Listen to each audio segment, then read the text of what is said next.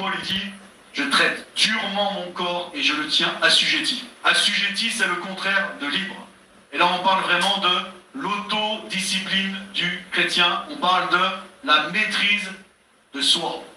La Bible dit, ce sont les violents qui s'emparent du royaume de Dieu.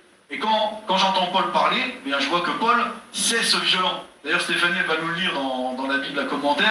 Dans Matthieu 11 au verset 12, Jésus donne des informations complémentaires sur la nature du peuple du royaume.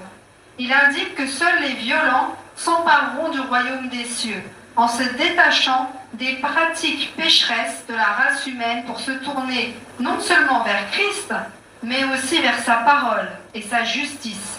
Quel que soit le prix à payer, ces personnes recherchent ardemment le royaume dans toute sa puissance.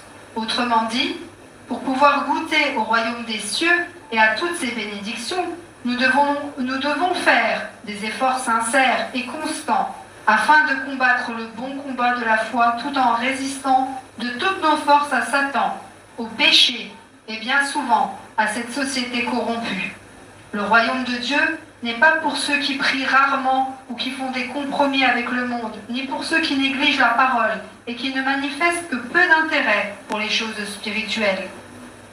C'est pour des hommes comme Joseph, Nathan, Élie, Daniel et ses 3 amis, Mardoché, Pierre et Jean, Étienne et Paul.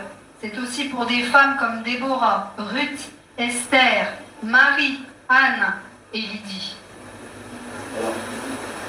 Donc je pense que vous avez compris ce qu'on vient de lire. C'est vraiment la définition de ce que Jésus appelle les violents. La question c'est, est-ce que tu as soif du royaume de Dieu? Est-ce que tu as vraiment faim du royaume de Dieu?